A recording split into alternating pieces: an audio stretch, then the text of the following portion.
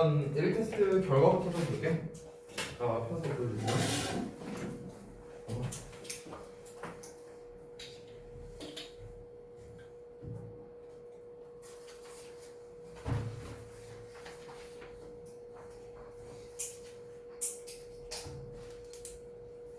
요건 오케이. 지금 이거 필요하면 꼭 외우는 사. 응? 아, 이건 상관없어.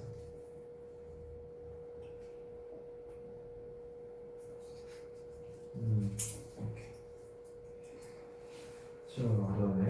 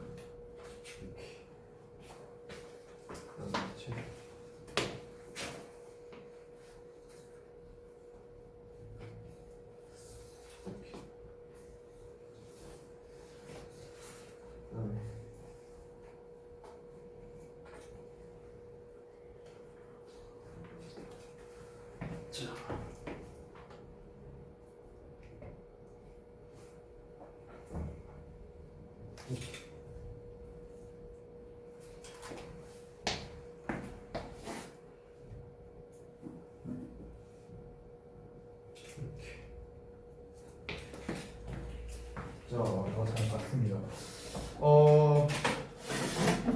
도치구문 파트를 봤는데 지금 여러분들이 이 개념 부분에 대해서 사실 이제 쓰기 좀 애매한 것들도 분명히 있기는 있었을 거예요. 그런데 그거를 감안을 해도 생각보다 제가 원하는 만큼의 결과가 나온 것 같지는 않습니다. 네. 그래서 좀 말씀드릴 게 있는데요. 우리가 이제 그 최근은 아니고 사실은 이제 논의한 지는 조금 됐었는데 시행이 좀 잘 안 된 부분이 있어갖고 어떤 거냐면은 L 테스트 결과가 이제 우리가 A, B, C, D, D 등급이 있는데요. 최근에 이제 수요일이었나? 목요일이었구나. 그때 이제 제가 그 원장님께 조금 부탁을 드려서 이제 우리 이제 A, B, C, D 등급에서 A를 제외한 나머지 등급에서 이제 플러스 등급을 좀 넣었으면 좋겠다라고 말씀을 드렸었어요. B플, C플, 야 무슨 대학교 학점 주는 것 마냥. 그래서 이제 그걸 이제 했는데 일단은 아직 논의가 확정된 건 아니지만 뭐 이 논의와는 별개로 저는 현재 제가 맡은 반에서는 그런 논의와 상관없이 일단 그 이제 1 테스트 결과가 C 이하인 사람들은 남아서 제 시험을 보셔야 됩니다. 오늘 거는 제외해 줄게요. 오늘 거는 여러분이 몰랐으니까. 알겠죠? 그래서 그 이제 제 시험은 이렇게 볼 거예요. 어떻게 할 거냐면은 수업이 다 끝나고 난 다음에 제가 시험지를 똑같이 뽑아서 줄 거고요. 그 부분에 대해서 제 시험이고 그리고 여러분이 이미 답도 전부 다 확인했고 제가 이제 수업 시간에 해설도 다 해주잖아요. 그렇기 때문에 제 시험은 무조건 다 맞아야 됩니다. 푸시 하나 틀리지 않고. 오케이? 이게 제 시험의 기준이에요. 그래서 C 이하인 사람들, C 플러스도 있는데 C 플러스에 대해서는 제가 조금은 고민을 해볼게요. 일단은 이제 C 이하인 사람들은 제 시험을 봐야 되고 다음 시간부터, 다음 주 화요일부터 이렇게 진행을 할 거고 제가 이제 웬만하면은 이제 시험을 어딜 볼 건지에 대해서 이제 얘기를 해주잖아요. 이제 그래서 제가 혹시라도 얘기를 안 하면은 저한테 이제 한 번씩 말씀을 해주시고요. 제가 항상 수업 말미에 이제 숙제 부분 이제 쓰면서 말씀드릴 때 다음 시간에 테스트를 어느 부분을 보겠다 하고 그 예정을 제가 이제 항상 여기 출석편에도 써서 여러분 그 카톡으로도 보내줄 거니까 여러분 단톡방에 그러니까 그 1일 테스트에 대한 준비를 조금 잘 해오셨으면 좋겠습니다. 아시겠죠? 자, 그러면은 1일 테스트에 대한 피드백을 진행을 하고 그 다음에 이제 수업 들어가 보도록 하겠습니다. 봅시다. 우리가 지난번에 했던 이제 도치 파트였는데, 자, 한번 볼게요. 일단은 그 뒤에 잘 보이니? 예은이랑 형주 잘 보이니? 오케이.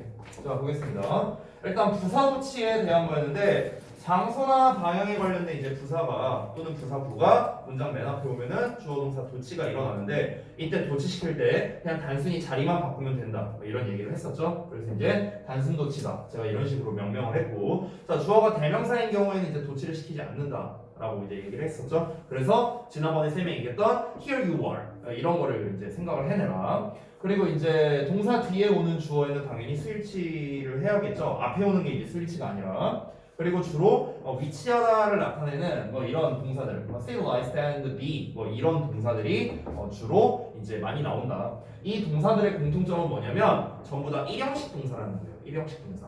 그래서 우리가 보통 이 부사, 부사구 도치는 주로 일형식 구조에서 많이 이루어진다라고 보시면 되겠습니다. 자, 그 다음에 넘어가서 이제 부정어 도치. 자, 부정어 도치는 부정어라던가 아니면은 그 외에 준부정어, 뭐 little 아니면은 뭐 이제 never는 준부정어 아니죠? 뭐 only, rarely, seldom 뭐 이런 단어들, 이런 준부정어가 문두에 왔을 때도 역시나 도치가 되는데요. 도치시키는 방식이 부사, 부사구 도치와 달랐었죠. 어떻게 했었습니까? 바로 이제 의문문 만들듯이 조동사를 앞에 쓰고 주어 쓰고 동사 원형 쓰는 이런 의문문 만드는 방식으로 도치를 시켰다라는 거고요. 특히나 이제 only를 이용해서 only 부사절의 형태가 나왔을 때 그 부사절 내에는 도치가 이루어지지 않는다라는 게 이제 좀 특이한 사항이었습니다. 자, 그 다음에 이제 책에 안 나와 있던 기타 이제 도치가 있었는데요. 쌤이 지난 시간에 따로 필기를 해줬던 것들이죠. 첫 번째는 뭐냐면 이 형식에서의 형식 도치였는데 형용사 보어가 왔을 때 그 형용사를 문장 앞에 빼갖고 형용사 보어를 문장 앞에 빼서 이제 주어 동사가 도치가 되는 이제 이런 구조가 있다라고 지난 시간에 설명을 했었습니다. 여기서 주의할 점이 특히 이 형용사 보어 자리에 ing 형태가 왔을 때를 좀 주의해라 라고 했었어요. 즉 우리가 소위 진행형이라고 말하는 것들 있잖아요. 이런 부분이 왔을 때 좀 주의를 해야 된다. 보통 고1 수준까지는 잘 안 나오는 어법인데 고2 수준부터는 충분히 나올 수 있는 어법 사항이다. 단 모의고사에선 나올 수 있는데 내신에서는 사실 그렇게 잘 나오는 유형 자체는 아니니까 만약에 여러분 교과서라든가 아니면 여러분 외부 지문에 이런 거와 같은 이제 도치 부문이 있었다면은 여러분이 조금 눈여겨서 볼 필요는 있다. 이 정도가 되겠고요. 그 다음에 이제 우리가 두 번째로 봤던 게 although에 대한 거였는데 although의 주어 동사 이 뒤에도 마찬가지 형용사 보어가 나왔을 때 이때 우리가 형용사 보어를 앞으로 빼면서 although를 없애고 as로 고치는, 그래서 형용사 보어 as 주어 동사라는 이런 구조도 있었다. 해석은 똑같기 때문에 뭐뭐임에도 불구하고 라고 해석한다는 점 잊지 마시고요. 얘는 도치구문 자체가 어법으로 시험에 나온다기보다는 이 구조 자체를 여러분이 좀 잘 기억해 두셔야 돼요. 이 구조 자체가 중요한 겁니다. 얘에서 얘로 바꿔 쓴다가 중요한 게 아니에요. 이게 중요한 게 아니라 형용사 보어에 as 주어 동사가 나오면 얘는 뭐뭐임에도 불구하고 이렇게 해석하는 거구나 라는 이 해석 방식이 중요하니까 요거를 여러분이 좀 잘 기억해 주시면 좋겠습니다. 됐죠? 자, 그 다음에 오른쪽으로 넘어가서 어법 문제 파트를 좀 보겠습니다. 자, 전부 다 이제 그 부사 도치에 관련된 부사 부정어 도치에 관련된 문제만 냈어요. 제가 제목 부분에는 가정법까지 썼는데 가정법을 원래 두 번째 페이지에 만들었다가 그냥 지웠습니다. 여러분이 이제 너무 많을까봐 일단 도치 관련된 것만 넣었어요. 자, 1번 보시면은 이제 부사구 도치가 되겠죠? in the drawer. 그래서 장소를 나타내는 부사구가 나왔고 뒤에 나와 있는 some pens가 주어니까 당연히 어로 붙여야겠죠? 두 번째 보자면 이제 only when이 나오는 부정어 도치가 되는데 방금 말했다시피 이 only when이 이끄는 덩어리가 여기까지가 되는데 요 내부에서는 도치가 일어나지 않는다라고 했습니다. 그래서 여기가 잘못됐다라는 걸 알 수 있죠. 요 부분은 제대로 도치가 일어났고요. 됐지? 그래서 did he need가 아니라 he needed라고 원래 주어 동사 어순으로 써줘야 된다는 점. 요거 주의점입니다. 영작할 때 특히 많이 헷갈리거든. 영작할 때. 그러니까 이런 부분 주의하시고요. only를 이용한 이제 이 부정어 도치 구문은요. 고등학교 2, 3학년 때도 계속해서 잘 나오고요. 영작이든 어법이든 둘 다 잘 나오기 때문에 여러분이 반드시 좀 기억을 해주시면 좋겠습니다. 자, 그 다음에 세 번째 보자면 역시나 부사구 도치가 됩니다. beside you. 그래서 you가 주어가 아니에요, 여러분. 그래서 뒤에 나와 있는 a girl 얘가 주어이기 때문에 단수에 맞는 동사 is를 쓰는 게 맞는 거죠. 문제될 거 없고요.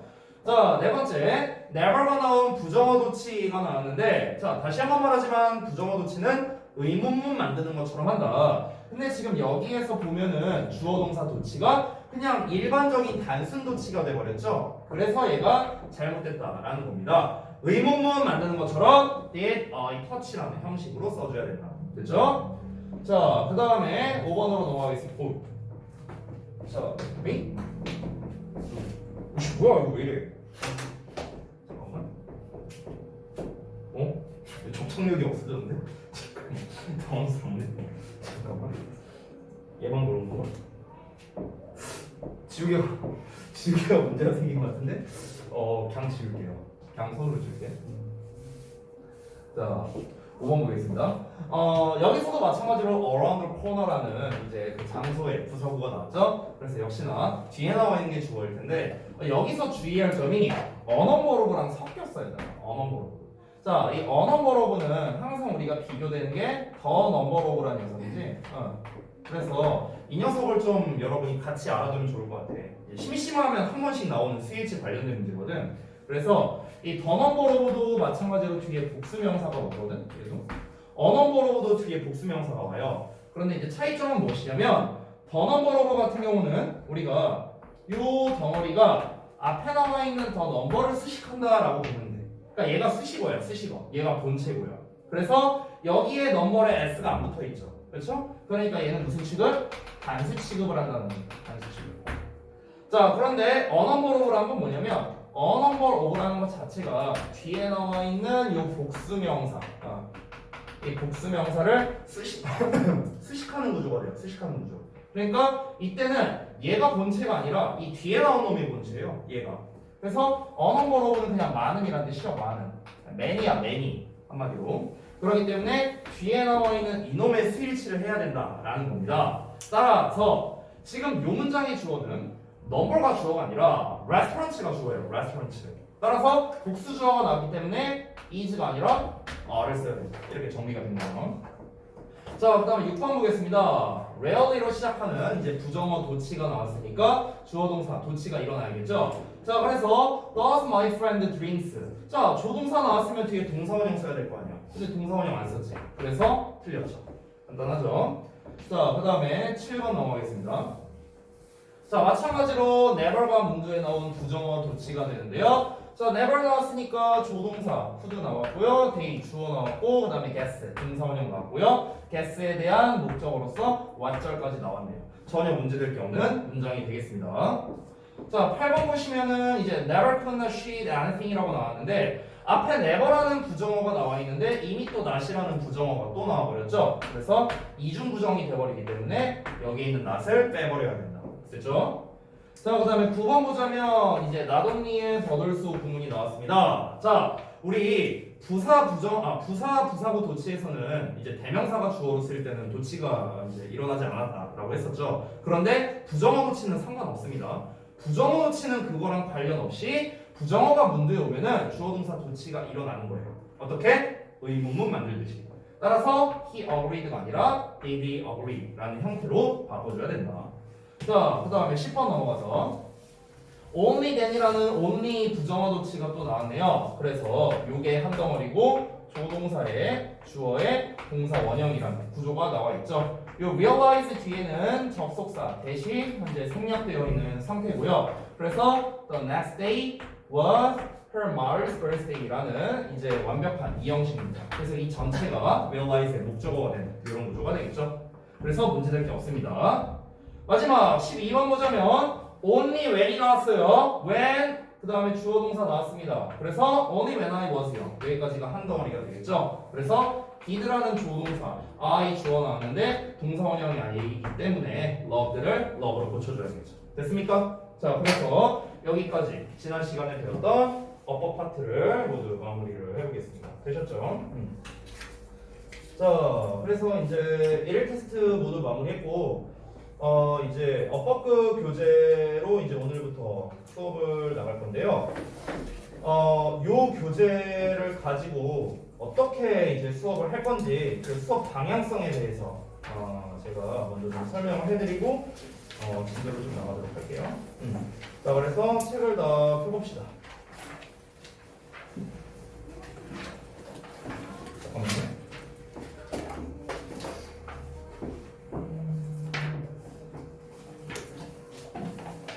자, 책은 맨 처음에 어디를 피시냐면 잠깐만요.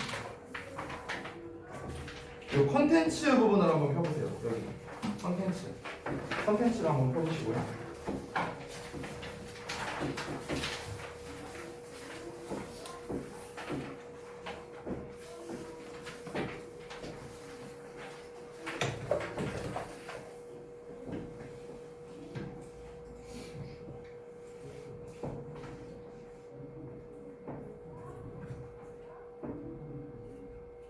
잠시만요. 이게 오늘따라 컴퓨터가 좀 느리네. 요거 세팅만 하고 바로 할게요. 잠시만요.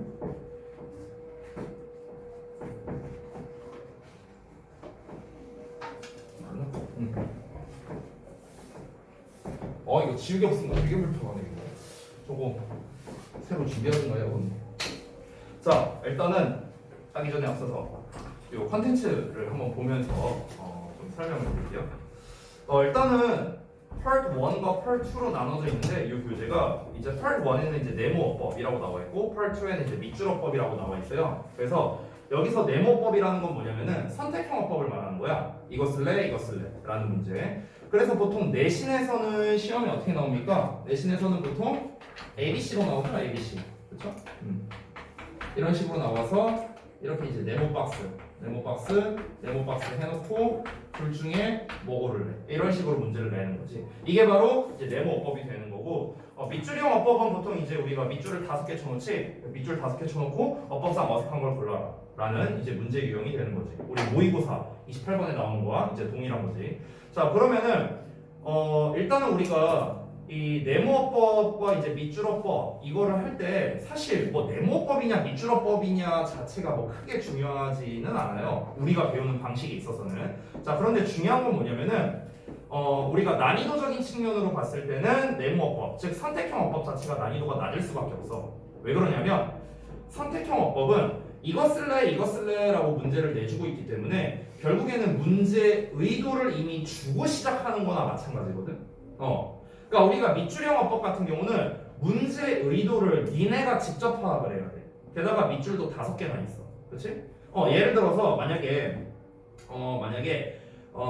is에 밑줄 쳐져 있다고 쳐볼게. 그냥 비동사 is에 밑줄 쳐져 있어. 그러면은 얘가 is 쓸래, was 쓸래, 즉 이제 시제일치 문제인지, 아니면 is 쓸래, are 쓸래, 뭐 수일치 문제인지, 아니면은 is 쓸래, does 쓸래, 뭐 대동사를 물어보는 문제인지, 이 문제 의도를 니네가 직접 파악해야 된다라는 점에서 밑줄어법 난이도가 높다는 거예요. 그런데 선택형 어법 같은 경우는 어떻습니까? 문제 의도를 니네가 파악할 필요가 없죠. 왜? 왜냐면은 is 쓸래, are 쓸래 이러면서 문제가 나와버리니까.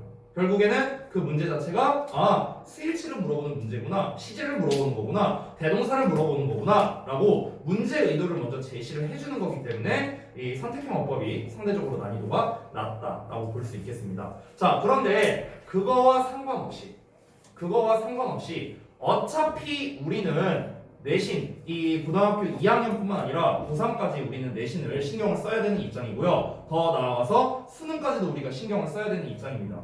그렇기 때문에 그렇게 뭔가 좀 얄팍하게 그냥 그 문제 의도가 나와 있는 선택형 어법만 가지고 우리가 문제를 풀 수는 없잖아요. 어차피 시험에 나오는 건 밑줄형 어법이에요. 그렇기 때문에 너네가 어떤 식으로 이제 어법적인 거를 파악을 해야 되는지, 그러니까 문제 의도가 어떻게 되는지, 그리고 이제 이 녀석의 문제 의도가 이렇다면은 우리가 얘를 어떤 식으로 문제를 해결해야 되는지, 이거를 해결하기 위해서 우리가 최소한 알고 있어야 하는 문법적 사항은 어떤 건지, 그러니까 이런 것들에 대해서 조금 설명을 해드리도록 하겠습니다. 자, 그러면은 제가 이제 좀 써드릴 게 있는데요. 사실 이 부분은 복습입니다. 복습. 사실 우리 전에 그 네 마리, 우리 초기 멤버 네 마리는 제가 첫 시간인가 두 번째 시간에 이미 다 설명을 했던 부분인데요. 이 부분에 대해서 제가 오늘 한 번 더 설명을 이제 드릴게요. 이거는요, 너무나도 중요한 거기 때문에 만약 우리 책이 바뀌게 된다 하더라도 제가 아마 한 번 더 설명을 하지 않을까 그렇게 예상을 합니다. 그래서 잠깐만 이거 제가 프로젝터를 좀 끄고 설명을 드릴게요. 그래서 책은 뭐 어디 피셔도 상관없고요. 저는 노트를 좀 준비를 하면 좋을 것 같아요. 노트에다가 여러분이 좀 필기를 하셨으면 좋겠고요. 노트 없으면 스프링 노트에 쓰셔도 좋습니다. 네, 상관없고. 왜 그러냐면은 책에다가 필기를 해놓으면은 우리가 책이 바뀌었을 때 니네가 이걸 들고 다닐 수가 없잖아요. 그러니까 스프링 노트나 아니면 개인 노트를 좀 꺼내서 필기를 좀 하시면 좋겠습니다. 자, 우리 동훈이랑 만기랑 채은이랑 예은이 같은 경우는 복습이에요. 하지만 내 딱 까먹었어. 내가 중간중간에 물어봤을 때 그지라. 자, 볼게요. 우리가 일단 이 개요를 먼저 설명드리면 고등학교에서 나오는 내가 이제 수업 시간에 중간중간에 말했던 전범위어법 이런 얘기를 내가 몇 번이나 했었어. 그럼 대체 그 전범위어법이라는 게 도대체 무엇이냐? 고등학교에서는 대체 어떤 식으로 시험을 내는 거냐? 이제 이런 것들에 대해서 제가 좀 이제 먼저 얘기를 좀 해주도록 할게요. 일단은 고등부 기출어법이라고 제가 제목을 좀 짓겠습니다. 즉 고등학교에서는 어법 시험을 이렇게 낸다라는 겁니다. 그 기출어법에 대해서 좀 설명드릴게요. 제가 일단 처음에 전범위어법이라고 해서 계속해서 이제 언급하는 것들이 있는데 이 전범위어법이라는 게 이제 무엇이냐면요. 말 그대로 이제 범위가 정해져 있지 않은 어법을 말하는 건데 좀 더 구체적으로 말씀드리면 우리 고등부 시험에서는요. 내신 범위와 상관없이 어법 문제를 냅니다. 원래요. 고1 때부터 그랬는데 사실 고2 때부터는 그게 조금 더 심화가 돼요. 물론 이런 건 있어. 니네 교과서를 보면은 매번 교과서 단원 끝나고 이제 본문 뒤에 항상 이 어법에 대한 게 나오거든요. 교과서에. 근데 보통은 학교에서 이제 그거를 교과서로 하진 않고 이제 프린트로 이제 주는 편이죠. 그래서 뭐 예를 들어 뭐 분사 구문이니 무슨 뭐 간접 의문문이니 뭐 이러면서 단원 해당 목표 어법 같은 게 있기는 있어요. 우리 중학교 때와 마찬가지로. 하지만 그러면 그것만 갖고 어법 문제를 냈냐? 절대 아니라는 거죠. 중학교 때는 그것만 갖고 어법 문제를 냈었어. 근데 고등부 때는 그것만 갖고 어법을 내지 않습니다. 만약에 가정법이 나왔다. 만약 이번에 나온 그 어법이 뭐 가정법, 분사구문, 관계대명사 이 세 가지가 나왔다. 그럼 어법 시험에 그 세 개만 나오느냐? 절대 아니라는 거야. 절대 아니라 뭐 우리가 이제 이 시험 범위와 상관없는 수일치가 문제가 나올 수도 있고 부정사가 나올 수도 있고 뭐 아니면 동명사가 나올 수도 있고 여러 가지가 나올 수 있다는 거죠. 도치구문이 나올 수도 있고. 됐어요? 그렇기 때문에 이제 제가 말씀드리는 부분은 시험 범위와 상관이 없이 언제든 출제할 수 있는 유형 이게 바로 전범위 어법이라고 제가 얘기를 하는 겁니다. 알겠죠? 그래서 제가 앞으로 전범위 어법이라고 칭하는 것들은 여러분이 이렇게 이해하시면 됩니다. 그래서 시험 범위와 상관없이 출제가 될 수 있는 어법 사항을 전범위 어법이라고 니네가 이해하면 된다. 내가 여러분이 오해하시면 안 되는 게 이 전범위 어법은요. 제가 여러 번 설명한 적 있지만 가장 대표적으로 나오는 유형이 크게 잡으면 4개예요. 4개. 전범위 어법. 그러니까 시험 범위와 상관없이 나오는 게 4종류가 있습니다. 이거 이외에는요. 웬만하면 잘 안 나와요. 잘 안 나와. 제가 지금부터 소개해 드릴 거. 근데 이렇게 말할 수 있어. 선생님 저 쌤이 말한 거 4개 말고도 시험에 나왔는데요. 자 다시 한번 말하지만 이 4가지는 무엇이라고? 시험 범위와 상관없이 나오는 것들이라고. 시험 범위와 상관없이. 근데 예를 들어서 제가 미리 말할게요. 예를 들어 미래 완료 같은 거 있죠. will have pp 같은 거. 미래 완료는 전범위 어법이 아니에요. 미래 완료는. 왜냐면 미래 완료 자체가 모의고사나 수능이나 또는 이 시험 범위와 관련 없이 시험에 나오는 일이 거의 없습니다. 저는 못 봤어요.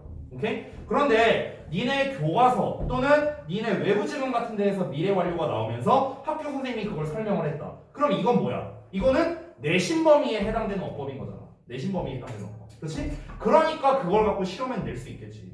내신 범위에서 선생님이 설명을 했었습니다. 근데 그거랑 상관없이 내신 기간 동안에 또는 교과서나 외부 지문을 갖고 학교 선생님이 수업을 하는 동안에 만약에 어떤 어법에 대한 언급이 없었어. 예를 들어 분사구문이 나왔는데 뭐 분사구문에 대한 특별한 언급이 없었어. 그냥 자연스럽게 해석하고 넘어갔어. 그런다 할지라도 분사구문은 전범위 어법에 해당되기 때문에 언제든 시험에 나올 수 있다는 거죠. 이해되셨죠? 전범위 어법이라는 개념. 자, 그래서 일단은 그 고등부 기출어법에 대한 대표 유형 4가지에 대해서 설명을 해드리겠습니다. 4가지. 자, 이거는 제가 뭐 너무나 여러 번 얘기했던 거기 때문에 다시 한번 좀 각 잡고 설명을 드릴게요. 다음번에 설명드릴 때는 이것보다는 좀 더 많이 약소하게 될 거예요. 약식으로 설명을 하게 될 거니까 오늘 설명 잘 들으세요. 자, 첫 번째는 뭐냐면요. 제가 퉁쳐서 동사 관련 어법이라고 합니다. 동사 관련 어법. 제가 참고로 이 번호는요. 기출이 많이 나오는 순서대로 쓰는 거예요. 제일 많이 나오는 게 동사 관련 어법입니다. 선생님, 동사 관련 어법이 뭐예요? 라고 물어본다면요. 이렇게 생각하면 돼요. 그냥 동사처럼 생긴 것들 전부라고 생각하면 됩니다. 그냥 동사처럼 생겼어. 예를 들어 make, made, to make, 뭐 예를 들어 뭐 have made, making 뭐 이런 애들 있잖아. 다 동사랑 비슷하게 생겼죠. 이런 거 싹 다. 이런 걸 싹 다 아울러서 그냥 저는 동사 관련 어법이라고 퉁쳐버립니다. 이게 이제 1순위예요. 1순위. 가장 많이 나오고요. 실제로 제가 얘기한 적 있는지 모르겠는데 제가 최근 8개년치, 그러니까 작년 거부터 해갖고 이제 2012, 13, 14, 15, 16, 17, 18, 19 해갖고 이제 12년도부터 19년도까지 총 8개년치의 모의고사와 수능 고1, 2, 3거 전부 다 이거를 조사를 했었어요. 한 2달 전쯤에 했었는데 그때 제가 조사를 해보면서 어법 문제만 다 모았어. 어법 문제만 다 모아서 그래서 어떤 유형이 많이 나왔는가, 그러니까 정답인 거랑 관련 없이 이 밑줄 어법으로 나오니까 어떤 유형이 많이 나왔는가 했을 때 1위는 다음코 이 동사 관련이었어요. 동사 관련 압도적으로 많이 나왔습니다. 압도적으로. 오케이? 자, 그 다음에 두 번째는 절 관련 어법이에요. 절 관련 어법. 절 관련 어법이란 건 뭡니까? 절이라는 거는 주어 동사가 있는 덩어리를 말하는 거잖아. 그렇지? 그러면 이 절에 관련된 어법에 이제 가장 대표가 된다고 할 수 있는 거는 바로 이제 접속사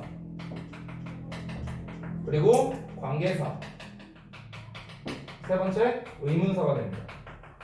이 세 가지를 제외하고는 절 관련 어법은 없습니다.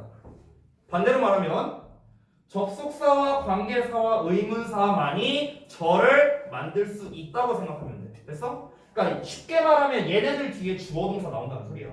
얘네 말고는 뒤에 주어 동사를 받을 수 있는 애가 없어요. 알겠죠? 그래서 절 관련 어법 요 세 가지가 됩니다. 여기서 여러분이 가장 이 절 관련 어법에서 가장 이제 유명한 게 뭐냐? 데슬레 와슬레 이거죠. 데슬레 와슬레 이게 제일 유명한 절 관련 어법이고요. 자, 그다음에 3순위로 가는 3순위. 3순위는 대명사예요.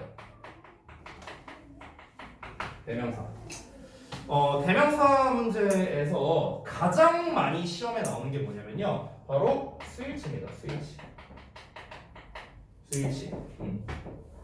스위치가 제일 많이 나오고 그 다음에 두 번째로 넘어가서 격의일치라는 게 있어요. 격의일치. 스위치는 니네가 많이 알 거야. 이제 스위치의 대표가 뭐냐면요. 이슬레, 댐슬레 이 문제야. 인칭 대명사. 그러니까 인칭 대명사가 시험에 제일 잘 나오거든. 우리가 보통 대명사의 종류를 배울 때 뭐 인칭 대명사, 뭐 지시 대명사, 부정 대명사, 제기 대명사 막 이런 거 배우잖아요. 근데 거기에서 가장 출제율이 높은 거는 단연코 인칭 대명사입니다. 인칭 대명사에서 이슬레, 댐슬레 가장 시험에 많이 나오는 거고 죄송하지만 제가 작년 수능 문제는 내가 안 풀어봐서 시간이 없어갖고 내가 안 풀어봐서 잘 모르는데 재작년 수능은 풀어봤었거든요. 재작년 수능 문제에서 나왔었습니다. 심지어 대동사랑 섞여서 나왔었고 보기 2번인가에 나왔던 걸로 기억해요. 대명사 문제 수능까지도 역시나 잘 나오는 녀석입니다. 격의일치라는 녀석은 뭐냐면요. 보통 이제 우리가 주격, 소유격, 목적격이라는 개념이 있잖아요. 이 대명사에 거기에서 이 격의일치의 대표적인 유형이 이제 크게 두 가지 정도가 있다고 보면 되는데 첫 번째는 뭐냐면 소유격 쓸래 아니면은 이제 목적격 쓸래 뭐 이런 문제가 있고요. 그 다음에 두 번째는 제기대명사 쓸래 아니면은 일반적인 인칭대명사 목적격 쓸래 뭐 이런 문제가 있습니다. 이런 게 이제 바로 격의일치 문제예요. 격의일치. 됐죠? 자, 그래서 3순위 대명사까지 말씀을 드렸고 자, 그 다음에 마지막 4순위가 되겠습니다. 마지막 4순위 여기다 쓸게요. 그냥 공간이 되려나 모르겠다. 뒤에 좀 보이니? 아래다 써서 잘 안 보이겠다. 예은이 잘 보이냐? 응. 자, 네 번째는 뭐냐면요. 바로 형용사 대 부사입니다. 요 네 번째가 이제 또 많이 출제되는 거죠. 요 우선순위대로 출제가 된다라고 생각하면 돼요. 형용사 대 부사. 보통 이제 형용사 대 부사는요. 우리가 이제 그 비교 구문과 섞어서 나오는 경우도 있어요. 비교 구문. 그러니까 형용사 쓸래 부사 쓸래라고 그냥 단순하게 나오는 경우도 있는데 뭐 비교 구문이 있죠. 예를 들어 뭐 더비교급이라든가 뭐 아니면은 이제 뭐 그냥 일반적인 as1급 as라든가 뭐 이런 녀석과 좀 이렇게 믹스가 돼갖고 이제 시험에 나오는 경우도 있다. 근데 사실 좀 여러분 입장에서는 좀 아니게 들릴 수도 있는데요. 사실 비교 구문과 섞여 있는 게 오히려 난이도는 더 쉬워요. 어법 문제 기준으로는 영작은 그게 더 어렵겠지만 어법 문제 기준으로는 오히려 비교 구문과 섞여 있는 게 난이도가 더 쉽습니다. 그냥 순수하게 형용사 쓸래 부사 쓸래 문제가 난이도적으로는 좀 더 어려워요. 그 이유는 이어서 말씀드릴게요. 자, 그래서 유형은 제가 그냥 아주 간단하게만 작성을 했습니다. 자, 그럼 이제 우리가 이 네 가지가 바로 무엇이다? 전범위 어법이라고 보면 돼요. 고등부 전범위 어법. 이 네 가지는 무엇이다? 다시 한번 시험의 범위와 상관없이 나올 수 있는 녀석들이다. 선생님 그러면 이 네 가지를 제외하고는 안 나온다고 보면 되나요? 라고 물어본다면 거의 한 95%는 그렇다고 보시면 돼요. 이거 이외에도 나오는 게 있긴 있어. 있긴 있는데 뭐 이거를 제외한 나머지는 뭐가 있냐? 대표적으로 이제 그 저기 뭐냐 전치사 쓸래 접속사 쓸래 문제입니다. 대표적인 문제. 뭐 그런 것도 이제 전범위 어법에 해당되는 거고 뭐 아니면은 또 뭐가 있을까? 뭐 사실 전치사 대 접속사 제외하고는 전범위 어법은 더 없는 것 같은데 하나 더 추가하자면 도치 구문 정도?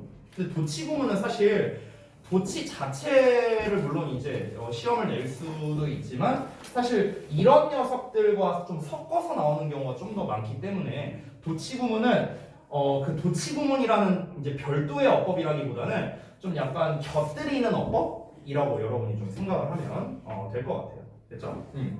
자, 그래서 이 네 가지 유형에 대해서 한번 알아봤고, 그럼 세 번째, 이제 여러분이 뭘 알아야겠냐? 유형을 알았으면 어떻게 풀어야 되는가? 풀이법에 대해서 알아야겠죠. 풀이법. 자, 그래서 세 번째 풀이법에 대해 설명드릴게요. 자, 어떻게 풀이를 할 거냐? 이 네 가지가 전부 다 풀이 과정이 있어요. 풀이 과정. 물론 내가 말하는 게 미리 말할게. 내가 말하는 게 정답이라고 하진 않을게요. 정답은 아니에요. 왜냐면 어법이라는 거는 각자 풀이 방식, 이 풀이 과정이 다 달라요. 다. 선생님들끼리도 다르고요. 학생들끼리도 다릅니다. 그런데 제가 단언할 수 있는 건 뭐냐면요. 제가 지금부터 쓰는 이 풀이법은요. 이 어법을 니네가 공부하다 보면은 정말 한도 끝도 없다는 걸 니네가 많이 느끼게 될 거야. 왜냐면은 책에 안 나와 있는 어법사항도 되게 많거든. 우리 며칠 전에도 했잖아. 도치구문 했잖아. 내가 알려준 뭐 어도 주어 동사 뭐 형식 도치 어법책에 안 나와 있어. 안 나와 있는데 근데 문제는 뭐야? 근데 시험에는 나온다고. 아니 책에는 안 나와 있는데 시험에 나와. 근데 이게 황당하잖아. 그렇잖아. 그러니까 내가 지금부터 알려주는 이 풀이법에 대해서 정말 너네가 제대로 인지하고 이 풀이에 맞춰서 니네가 좀 연습을 많이 한다면 연습을 굉장히 많이 해야 돼요. 저 기준으로는요 1년 정도는 연습을 했습니다. 이거를요. 이게 단기간에 익혀지는 게 아니거든. 그래서 정말 너네가 연습을 확실히 해갖고 이 풀이 과정에 대해서 본인의 것으로 흡수를 할 수 있다면은 그 어떤 편법이나 그러니까 뭔가 좀 다른 방식으로 풀이를 하는 것보다 가장 강력한 풀이 방식이 될 거라고 저는 좀 자신할 수 있습니다. 왜 그러냐면 이게 항상 너네가 어법을 공부할 때 가장 어려워하는 게 뭐냐면 바로 예외예요. 예외. 그러니까 얘는 이렇고 얘는 저렇다라고 이제 우리가 배웠는데 단 예외적으로 이렇다. 단 예외적으로 이렇다. 이런 게 이제 너무 어려운 거거든. 그렇죠? 그래서 그 예외까지 전부 다 고려한 풀이법이라고 생각을 하면 되겠습니다. 물론 이 풀이법으로 모든 어법 문제를 풀 수 있느냐? 당연히 말이 안 돼요. 그겁니다. 당연히 말이 안 됩니다. 그리고 제가 첨언을 하자면요. 우리가 어법이라고 표현하는 것과 문법이라고 표현하는 것은 좀 달라요. 이 개념이 좀 다르거든. 문법은 뭐냐면은 우리가 지난번까지 배웠던 그 대치형 문법으로 배웠던 거 있잖아요. 그 사항들이 전부 다 문법이라고 보면 되고 어법이란 건 뭐냐면 쉽게 말하면 문법과 해석의 결합 버전이라고 생각하면 좋을 것 같아요. 문법과 해석의 결합 버전.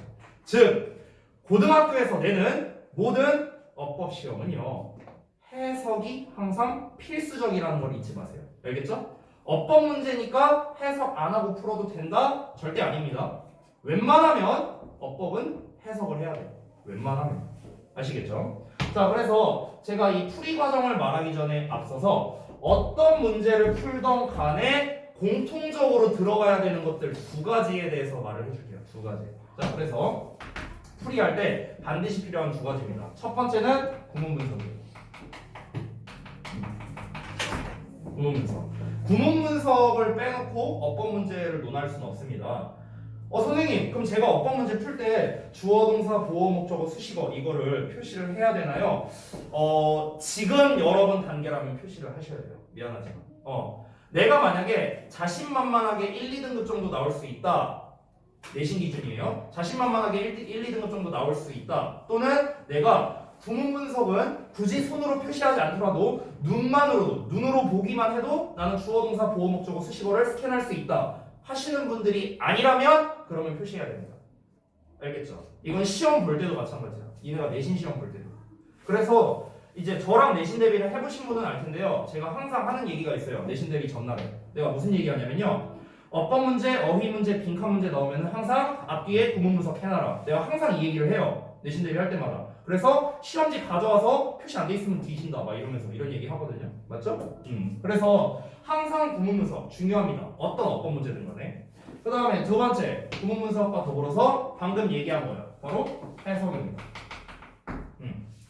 자, 어떤 어법 문제를 풀던 이 두 가지는 그냥 당연한 거예요. 당연한 거. 이 두 가지를 제외하고는 여러분이 정확하게 어법 문제를 풀 수는 없습니다. 정확하게. 내가 말하는 건 정확하게.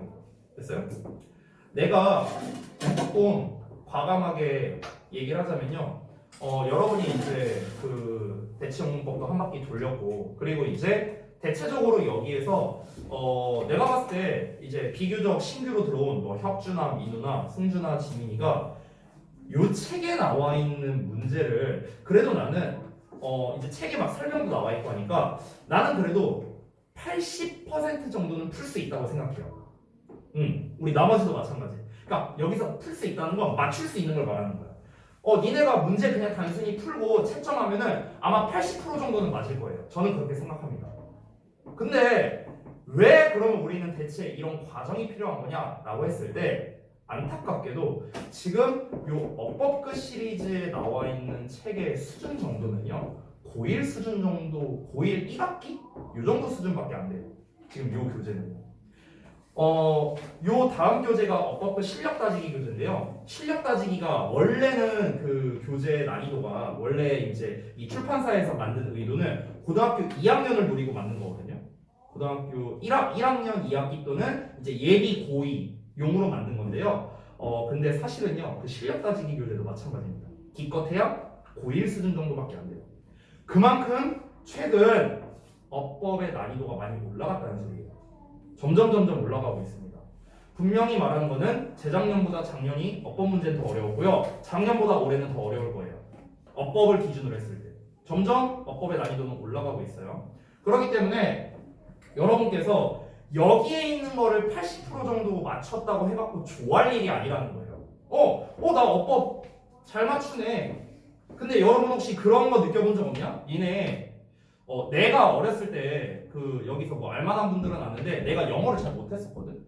내가 중2 때. 근데 이제 그때 내가 어떤 느낌이 들었냐면 학원 같은 데서 이런 문제집 같은 거 풀잖아. 문법 문제집 같은 거 풀잖아. 그러면은 예를 들어 투부정사를 배운다? 그러면은 나는 진짜 문법 쥐뿔도 몰랐었는데 오형식도 모르는 상태였어. 근데 나는 다 맞췄다? 투부정사? 어떻게 다 맞췄는 줄 알아? 투부정사를 배우잖아. 그럼 뭐 투의 동사원형이 정답이겠지 뭐. 그냥 이렇게 생각한 거야. 보통 그렇게 풀잖아. 아니 투부정사 배우면 투의 동사원형 쓰면 정답이고 동명사 배우면은 그냥 ing 쓰면 정답이야. 나도 그렇게 풀었었어. 나도. 그러니까 나는 착각을 하게 돼. 내가 되게 잘하는구나. 착각을 하게 돼. 근데 시험 보면 어때요? 시험 보면 투부정사, 동명사 다 나오는데 섞여갖고 그럼 이제 뭐야? 조지는 거지. 이렇게 되는 거야. 이렇게. 그러니까 너네가 전범위 어법에 대해서 이 풀이 과정에 대해서 학습을 할 필요가 있다는 거죠. 여기도 마찬가지로 다 파트가 나눠져 있어요. 뭐 동사니 명사 대명사의 일치니 조동사와 법이니 거기 챕터를 보면은 다 파트가 나눠져 있잖아. 그치? 그럼 니네도 단순하다? 그냥 보면은 풀 수 있어. 그냥 옆에 적당히 설명 나와 있는 거 보면서 풀면은 풀 수 있어요. 대충 이런 거겠지 뭐 하면서 풀 수 있는데 문제는 뭐냐면 학교 시험에서 그 범위를 주냐고. 안 줘요. 안 줘. 어떻게 풀 거야? 전범인데. 됐어? 그렇기 때문에 여러분이 정확한 풀이 과정이 필요하다는 거예요. 어법 요 책에 나와 있는 이 정답률을 여러분의 실력이라고 믿지 마세요. 절대로. 여러분의 실력으로 푼 게 아닙니다. 챕터가 알려준 실력이에요. 챕터가 너네한테 알려줘서 챕터가 사실상 한 70% 이상은 여러분한테 이게 정답이야 라고 알려주는 거나 마찬가지야. 절대 여러분의 실력이 아닙니다. 방심하지 말라는 거예요. 알겠죠? 자, 그러면 풀이법 설명 들어갑니다. 첫 번째 동사 관련입니다. 자, 동사 관련은 다시 한번 말하지만 동사처럼 생긴 애들 싹 다 동사 관련 어법이라고 해서 풀이 과정을 보여줄게. 1단계. 자, 어떻게 하냐면은 일단은 밑줄 쳐져 있는 또는 선택형으로 나와 있는 동사처럼 생긴 녀석 있잖아. 제일 먼저 해야 되는 게 뭐냐면 일단 얘가 동사 자리가 맞는지 아닌지 판단을 하는 거야. 이게 일단 무조건 1순위예요. 그 어떤 문제를 풀더라도 무조건 1순위는 이겁니다. 지금 밑줄 쳐져 있는 이 부분이 동사 자리가 맞아? 아니야? 이걸 판단해야 돼. 그럼 여기서 질문. 선생님, 얘가 동사 자리인지 아닌지 어떻게 알아요? 부문분석. 됐어? 그럼 내가 부문분석을 잘 못해서 얘가 동사 자리인지 아닌지 몰라. 그럼 어떻게? 못 푸는 거야. 그러니까 중요하다는 거예요. 알겠죠? 자, 그럼 동사 자리가 맞는지 아닌지 판단을 했어. 그러면은 두 번째 단계. 그럼 뭐 둘 중 하나 나오겠죠. 동사 자리가 맞다. 동사 자리가 아니다. 둘 중 하나 나올 거 아니야. 그렇지? 판단을 하면요. 자, 그럼 동사 자리가 맞다면 여러분이 신경 써야 할 것이 세 가지가 있습니다. 세 가지. 이것도 우선순위대로 먼저 말을 해줄게요. 첫 번째, 스위치입니다. 이걸 먼저 따지세요. 두 번째는 태입니다. 태. 능동태, 수동태 말하는 거예요. 자, 보통은 웬만하면 전범위어법은 수일치랑 태에서 끝나. 웬만하면 끝나는데 간혹 가다가 시제 문제가 나오는 경우도 있어요. 이건 괄호로 표시해놓을게. 시제 문제는 얘들아 잘 안 나와. 전범위어법으로 잘 안 나와. 그럼에도 불구하고 이 시제 문제로 낼 만한 게 이제 뭐가 있냐면요. 크게 두 가지 정도라고 볼 수 있는데 요거는 이제 유형에다가 써줄게요. 여기다가. 여기에서 이 시제 유형에서 제일 많이 내는 거 첫 번째는 뭐냐면 완료고요. 완료. 그러니까 현재 완료, 과거 완료 이런 애들 있잖아. 미래 완료는 아까 말했지? 미래 완료 잘 안 나와. 현재 완료, 과거 완료. 특히 고등부어법에서는 과거 완료가 더 많이 나와. 알겠지? 이게 첫 번째 완료형이고, 그 다음에 두 번째는 뭐냐면요. 시제 일치의 예외가 있어요. 시제 일치 예외. 그러니까 시제 일치 예외가 뭐냐면은 원래 우리가 이제 그 시제 일치 파트를 배울 때 뭐 만약에 주절의 시제가 뭐 현재라면 종속절의 시제는 과거, 현재, 미래가 다 된다. 뭐 또는 뭐 주절의 시제가 과거라면 종속절의 시제는 과거나 대과거가 된다. 뭐 이런 이제 시제 일치가 있어요. 일치.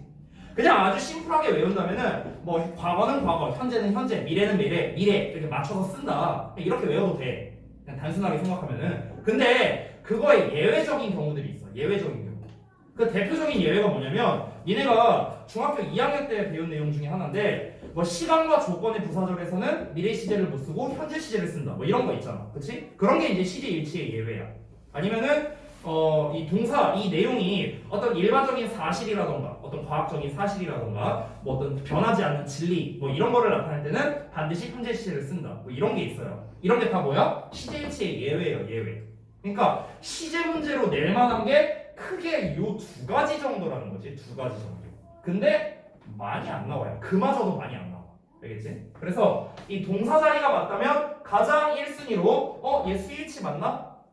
그 다음에 이 태가 능동태 써야 되나 수동태 써야 되나? 그리고 마지막으로 시제 일치. 요거를 신경 쓰면 된다. 여기에서 이제 확장되는 버전이 있는데 업그레이드 버전.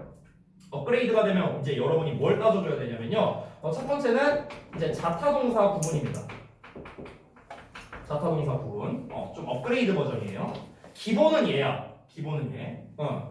이 자타동사 부분은 왜 얘기하는 거냐면 이게 문제 난이도가 좀 높아지면은 이 자타동사 부분을 못하면 어법 문제를 못 푸는 문제가 나오는 경우가 있어요. 근데 그게 고2 때 나오냐? 나와요. 그래서 일단은 여기에서 시작하는데 여기까지 문제가 나올 수도 있다는 점. 그리고 또 하나 어떤 게 있냐면요. 바로 대동사 문제입니다. 대동사. 대동사는 뭐 사실 문제 내는 패턴이 따로 정해져 있는데 그거는 책에서 나오면은 제가 따로 설명을 해드릴게요. 자, 그 다음에 두 번째. 그럼 이제 동사 자리가 맞을 때는 이런 걸 따져줬는데 동사 자리가 아닐 때는 그럼 뭘 어떻게 해야 되는가? 동사 자리가 아니라면 당연히 준동사를 사용하는 게 원칙이죠. 준동사. 여기가 동사 자리가 아니야. 구문 분석을 해보니까 뭐 명사 자리야, 또는 형용사 자리야, 또는 부사 자리야. 그러면은 이제 뭘 써준다? 준동사의 형태를 써준다. 여기서 말하는 준동사라는 건 뭡니까? 여러분이 잘 알고 있는 부정사, 후부정사, 두 번째 동명사, 그리고 세 번째 분사. 부정사, 동명사, 분사를 묶어서 우리가 준동사라고 하죠. 그래서 준동사를 사용해 줘야 된다. 그러면은 얘를 조금 더 자세하게 말하자면 쌤, 준동사 어떤 걸 써야 돼요? 이 셋 중에 뭘 써야 돼요? 라는 게 이제 문제겠죠. 그렇죠? 그래서 좀 더 나아가서 설명을 할게요. 화살표를 여기다 할게요, 그냥. 구문 분석을 정말 잘한다면은 좀 이제 너네가 얻을 수 있는 단서가 있는데요. 어떤 거냐면 동사 자리가 아니야. 내가 구문 분석을 해보니까 여긴 동사 자리가 아니야. 그러면 동사가 아니라면 어쨌든 다른 품사가 쓰여야 될 거 아니야. 다른 품사가 명사가 쓰이든 부사가 쓰이든 어쨌든 뭐가 나와야 될 거 아니야. 그렇지? 그럼 예를 들어서 여기를 구문 분석해 보니까 여기는 명사 자리야. 정확히 말하면 목적어 자리야.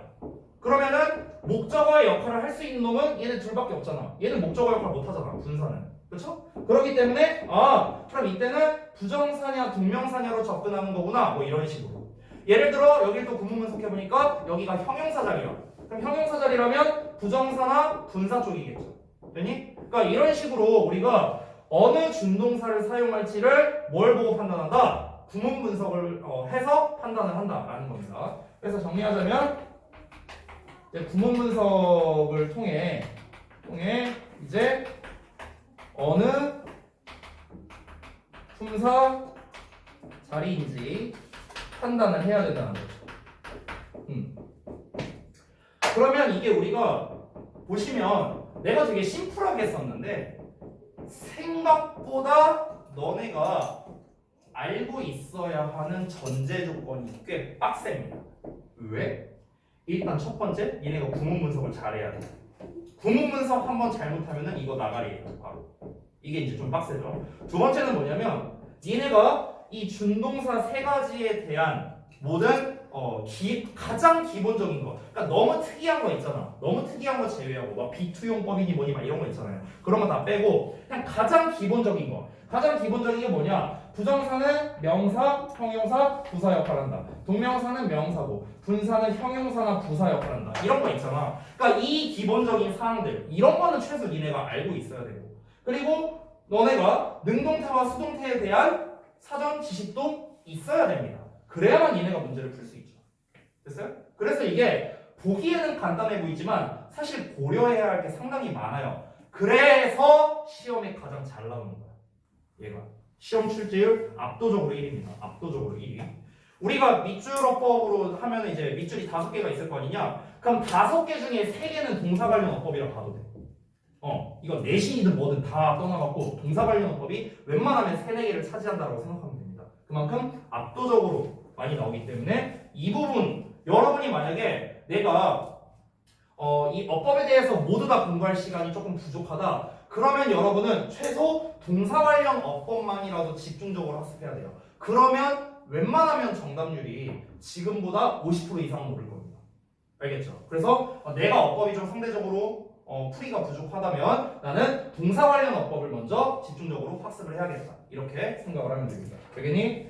자, 여기에서 이제 내가 좀 팁을 줄게요. 팁. 이 준동사 관련해서 팁.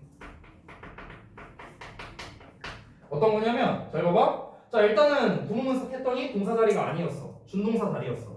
그러면은 셋 중에 뭘 써야 되는 거야 하고 이렇게 나올 거 아니야. 그렇지? 그럼 그때 니네가 뭘 따져보냐면요.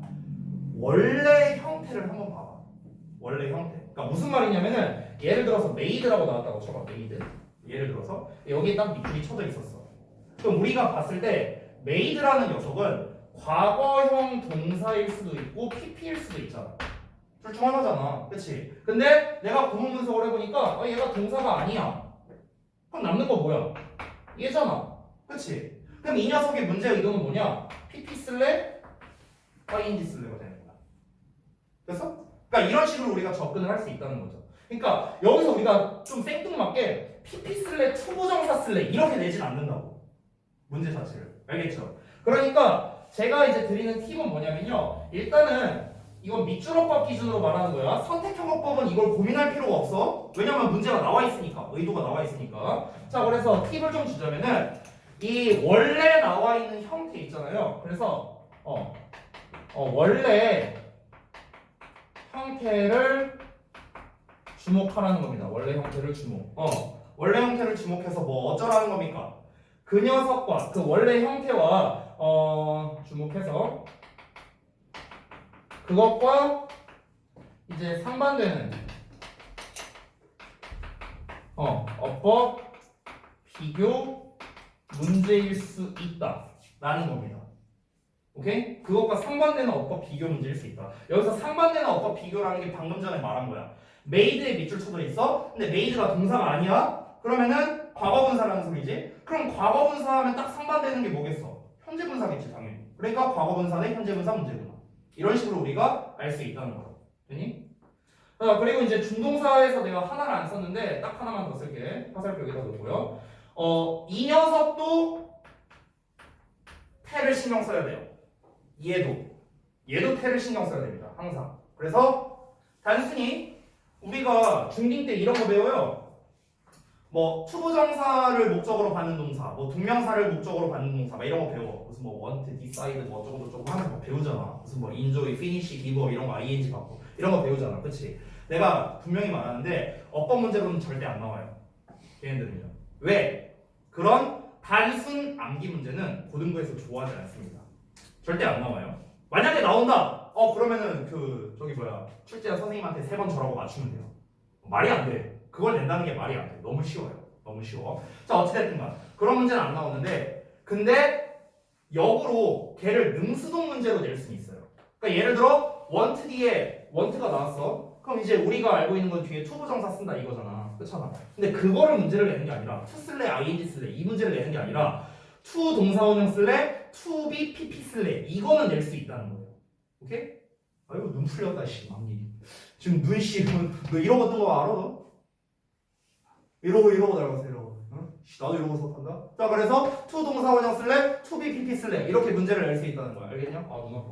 자, 그래서 이제 이 준동사 파트를 니네가 학습한다 하더라도 요 태를 항상 신경을 써야 된다라는 겁니다. 되셨죠?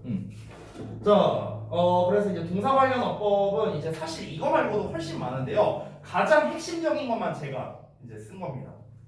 여러분이 아니 선생님도 어법 문제 풀 때 이걸 다 생각해서 해요? 당연하죠. 내가 지금 어법 문제를 풀 때도 전 이걸 고려를 해요. 근데 이 고려하는 속도가 다를 뿐입니다. 여러분은 이거를 일단 고려해야 된다는 것 자체를 지금 잘 인지가 안 돼 있잖아요. 이거를 지금 내가 외워서 썼잖아. 뭘 보고 쓴 게 아니잖아. 그래서 내가 분명히 말하는데 이런 식으로 설명하는 선생님은 저는 한 번도 못 봤어요. 난 단언할 수 있어요. 왜냐면 내가 그걸 보고 배운 게 아니기 때문에 그냥 내가 익힌 거를 써주는 거니까 내가 자신할 수 있는데 근데 이제 그러다 보니까 너네는 이 방법으로 이 과정으로 이제 문제풀이를 안 해봤기 때문에 일단은 이거에 대한 연습이 좀 필요하다는 거야. 이거에 대한 연습. 그러니까 문제 난이도가 아무리 쉽게 나온다 하더라도 너네는 이 과정으로 문제를 풀어야 된다는 거예요. 저는 얼마나 연습했다고요? 1년 연습했어요. 1년. 그러니까 이제는 외워서 할 수 있는 거죠. 그래서 제가 이제 그때 고등학교 때 1년 정도를 이제 이거를 연습을 하고 나서 그때 제가 어법 문제, 그러니까 요 과정 있죠? 동사 관련 어법이 딱 나왔어. 밑줄 쳐져갖고 그러면 요렇게 가는 과정, 이 모든 과정이 좀 넉넉 잡아서 이 모든 과정을 제가 계산하는데 어느 정도 걸리느냐? 아주 넉넉 잡아서 15초 정도 걸립니다. 15초. 아주 넉넉 잡은 거예요. 이거는 문제 난이도에 따라 다른데 한 3초 걸리는 것도 있고요. 한 10초 걸리는 것도 있고 다릅니다. 맥시멈 15초인 것 같아요. 내가 뭐 재보진 않았는데 대충 그 정도 걸리는 것 같아요. 지금 여러분이 이 과정을 아직 암기한 게 아니기 때문에 지금은 1분, 5분, 10분이 걸릴 수도 있어요. 한 문제 푸는데 전혀 상관없습니다. 전혀 상관없어. 지금 여러분의 목표는 시간 단식이 아니죠. 정확하게 푸는 거니까 이 과정에 맞춰서 여러분이 동사 관련 어법을 좀 풀이를 해주셨으면 좋겠다라는 거예요. 되셨죠? 자, 그 다음에 이어서 이제 절 관련을 볼 건데 사실 우리가 이 3, 4번을 다 보면 조금 분량이 많아요. 그래서 제가 2번까지만 설명을 할 거거든. 오늘은 절 관련 그리고 이제 책 내용을 좀 볼 거예요. 근데 시간이 조금 많이 지났으니까 좀만 쉬었다가 이어서 하도록 하겠습니다.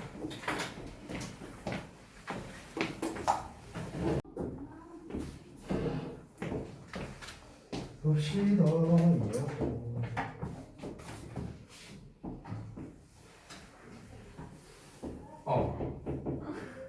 지워도 되겠지? 다 썼지 어차피? 네. 아 이거 되게 불편하네 이거.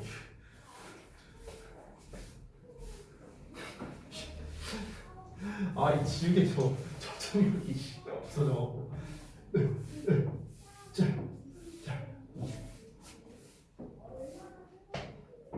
참 그냥 좀 뜬금없는 질문이긴 한데 궁금한 게 있는데 지금 운전면허 딸 수 있는 게 만 18세야? 오토바이 탈수 있어요. 오토바이 나도 알아. 그건 만 15세야, 만 15세. 만 18세냐 지금? 18세. 그래? 그럼 고3이 운전면허 따갖고 차 갖고 다닐 수 있어요? 학교로? 고삼 안 돼요. 왜 안 돼? 생일 지나면은 만 18세잖아. 그러네요. 생일 지나면 만 18세잖아. 그러면은 이제 차 운전해갖고 이제 저기 등하교 할 수 있는 거야? 개꿀인데? 그런 거 아닌가? 만약에 내가 원래는 만 19세로 알고 있거든? 만 19세? 그래서 이제 20살 됐을 때 이제 다른 걸로 알고 있는데 그게 만 18세로 바뀌었다고 얼핏 들었던 것 같기도 하고 저기 오토바이는 만 15세요 옛날부터 원래 그랬어요. 그 이제 면허 얘기 나와서 하는 김에 제가 여러분 좀 이제 루즈할까봐 제가 재밌는 얘기 하나 해줄게요. 제가 예전에 22살 때 이제 오토바이를 좀 타고 다녔거든요. 그때 이제 대학교 다닐 때 출퇴근이니까 등하교용으로 오토바이를 하나 샀어요. 근데 이제 그때 당시에 제가 사실은 뭐 어차피 10년 넘었으니까 공소시효 지났으니까 제가 이제 무면허로 한 10년 무면허로 한 1년 탔거든요. 무면허로 한 1년 타고 다녔어요. 근데 이제 이제 계속 무면허로 타면 안 되겠다. 면허를 따야겠다 이제 생각을 했어. 근데 이제 여러분은 잘 모를 텐데 오토바이 면허는요 하루 만에 면허증을 받을 수 있어요. 하루 만에. 이제 일반 운전면허는 그게 안 되잖아요. 이제 면허증 나오는데 시간이 걸리고 오토바이 면허는 아닙니다. 그날 당일날 시험 봐서 당일날 바로 면허증을 받을 수 있어요. 바로. 그래서 이제 내가 계획을 했어. 어떤 계획을 했냐면 이게 일단 홈페이지를 들어갔어. 면허 시험장 이제 홈페이지를 들어가서 거기 이제 일정이 쫙 나와 있거든. 실기 시험 날짜, 필기 시험 날짜, 겹쳐 있는 날짜 이게 다 나와 있어. 그래서 겹쳐 있는 날짜를 하나 이제 찾았어. 필기도 보고 실기도 보는 거야. 그럼 이거 통과하면은 바로 면허증 나오는 거잖아. 근데 전화해서 물어봤어. 이거 면허증 바로 나오는 거 맞냐? 맞대.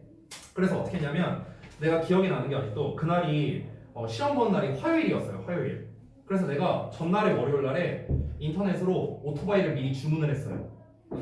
선입금을 했어. 난 자신 있었거든. 붙을 자신. 그래서 이제 부천에 무슨 이제 거기 어떤 이제 오토바이 판매하는 곳이었는데 거기다가 이제 오토바이 보니까 150만 원짜리가 하나 있더라고. 그래서 바로 결제했어. 바로 결제하고 바로 입금했어요. 150만 원. 그리고 이제 아저씨한테 전화했어. 저 내일 가지러 갈 거니까 세팅 잘해달라고. 그래서 언제쯤 오니? 그래서 내가 대충 이제 시간 보니까 한 5시쯤에 도착할 것 같다. 알았다. 세팅해 놓겠다. 그래 살 때 이제 면허증을 제시해야 되거든. 이제 신차를 살 때. 그래서 이제 어떻게 했느냐? 아침부터 일어나고 이제 면허 시험장 갔어요. 이제 필기를 보는데 필기 공부 당연히 안 했죠. 이제 우리 원동기 면허라고 하는데 원동기 면허는 OX 퀴즈예요. 사지선답 아니야. OX야 OX. 그래서 그냥 내 상식선에서 했어. 상식선에서. 그래서 92점인가 나왔어. 그게 이제 70점이었나 80점이었나 기억이 안 나네. 본지 오래돼요. 10년이 더 돼가지고 아무튼 80점인가 70점인가 넘으면은 통과해요. 시험이 92점 나왔어. 그래서 띵동 해갖고 바로 통과했지. 끝. 그래서 이제 접수처로 갔죠. 필기시험 통과했다. 그래서 이제 그 안전교육을 들을 거냐? 그 안전교육을 반드시 들어야 되거든요. 2시간짜리. 그래서 안전교육을 이제 신청했어요. 그래서 이제 안전교육 시간 잤어요. 자고 이제 일어났어. 그리고 이제 실기시험을 바로 신청했어요. 바로 신청을 해갖고 이제 실기시험장으로 이제 이동을 했는데 아직도 기억나는 게 그때 실기시험 보러 온 사람이 25명 정도 있었거든요. 근데 이제 그 중에서 20대는 나밖에 없었어. 나밖에 없었어. 내가 담아낼 수 있는데 그때 대충 한 20명 정도가 고딩이었고요. 다 니네 나이 또래였어요. 한 20명 정도가. 그리고 나를 제외한 한 3, 4명 정도가 한 50대 정도로 보이는 아저씨들이었어요. 네. 그 나이 먹고 못 넘기면 안 떴나? 아무튼간. 네. 그래서 이제 나만 이제 20대였죠. 근데 이제 되게 웃긴 게 뭐냐면 그 이제 그 오토바이면은 코스가 4개가 있어요. 코스가 처음에 이제 이렇게 그 직각 코스가 있어요. 이런 식으로 직각 코스. 그 다음에 이제 이렇게 S자 코스. 뭐 이런 식으로 있고요. 그 다음에 이제 여기 이렇게 좁은 길 코스, 일직선 좁은 길 코스가 있고, 그 다음에 이제 장애물 코스가 있어요. 뭐 이런 식으로. 이 코스 4개 통과하면 그냥 끝이에요. 그럼 실기시험 끝이야. 이거 통과하면은 면허증 나오는 거예요. 근데 이제 저는 이제 1년간의 그 무면허 운전으로 많이 오토바이에 단련이 되어 있었기 때문에 이 정도는 그냥 껌이었죠. 근데 이제 웃긴 게 뭐냐면은 여기서 이제 룰이 있는데 이 코스를 탈 때 발을 닿으면은 한 번 닿을 때마다 마이너스 5점이에요. 마이너스 5점. 그래서 이게 이제 100점으로 시작을 하는 거거든. 그래서 90점 미만이 되면 탈락이에요. 90점 미만. 그러니까 발 2번 되면 발 2번까지 괜찮고 3번째 닿는 순간 탈락인 거야. 선발 보면 5점인가 그렇고 내가 알기로는. 그리고 이 코스 밖에 있을 때는 발을 대도 돼요. 코스 밖에 있을 때. 근데 코스에 있냐 없냐와 상관없이 넘어지면 그냥 실격이에요. 넘어지는 순간. 네, 그렇게 됩니다. 근데 되게 웃긴 게 뭐냐면 내가 한 이제 20번째 정도 차례였는데 앞에 이제 고딩 애들이 이제 이 시험 보는 그 오토바이가 이제 우리가 시티백이라고 해서 일명 그 배달용 오토바이 있잖아요. 그걸로 이제 시험을 봐요. 근데 보는데 이 고딩 애들 또 이제 오토바이 탔다고 신나다고 막 이러면서 막 여기 이지랄하고 미안해 욕해서 막 그러고 있어 애들이. 그래갖고 뭐 하는 거야 이 새끼들 막 이제 이러면서 보고 있었지. 근데 어떤 애가 코스를 출발하기 전에 신난다고 이러고 있다가 이러고 넘어진 거야. 그래서 출발하기 전에 그냥 실격당했어요. 네, 실격입니다 이러고. 그러고 졸라 그러고 이러면서 막 나가고 아무튼 막 그러죠. 그래서 그때 이제 제가 한 20번째 정도 차례였다 했잖아요. 제 앞으로 이 코스를 통과한 친구가 한 7명인가 밖에 없었어요. 거의 다 여기에서 나가야 돼요. 여기에서. 이게 제일 어렵거든. 그러니까 나 약간 긴장이 되는 거야. 이게 생각보다 어렵나 보다 하면서. 그래서 이제 내 차례가 이제 됐죠. 했는데 아주 그냥 무난하게 그냥 100점으로 통과했습니다. 그냥 겁나 쉬워요. 한 1년 무면허를 타다 보니까 그냥 겁나 쉬웠어요 저한테는. 그래서 이제 이거 통과를 했죠. 통과하고 난 다음에 이제 바로 이제 가갖고 이제 면허증 발급해달라고 했고 면허증 바로 받았어요. 그 면허증이 여기 있습니다. 그때 그 면허증이 오예요. 그래서 여기 이제 보면은 면허증에 여기 원동기라고 써 있거든요. 조그만 글씨로 여기에 지금 이제 잘 안 보이지만 이게 이제 그때 딴 거예요. 아무튼간 그래서 이제 면허증 받았죠. 그때가 오후 한 3시쯤이었어요. 그래서 이제 앞에서 이제 택시 하나 잡아가고 부천 어디로 가달라 해갖고 이제 거기 앞에 가갖고 이제 오토바이 바로 인수 이제 사인하고 인수 받고 그 다음에 이제 이제 번호판을 달아야 될 거 아니야. 그래서 이제 구청 가갖고 보험 가입하고 번호판 달고 다. 그래서 하루 만에 모든 걸 끝냈어요. 필기시험, 안전교육, 실기시험, 오토바이 타고 그리고 번호판 달고 이걸 다 끝냈어. 하루 만에. 그러고 이제 바로 이제 오토바이 타고 다니면서 잘 다녔는데 제가 이제 오토바이를 마지막으로 탄 게 6년 전인데 6년 전인데 그 이후로는 이제 안 타는데요. 6년 전에 탄 것도 그냥 하루 탔어요. 하루 그냥 대여해갖고 간만에 타고 싶어서. 그러니까 제대로 탄 거는 이제 그때 20대 초반 때 23살까지 탔는데 제가 안 탄 이유가 뭐냐면요. 제가 사고를 한 2번 당했거든요. 오토바이 타다가. 그래서 이거 타다가 진짜 뒤질 수도 있겠구나.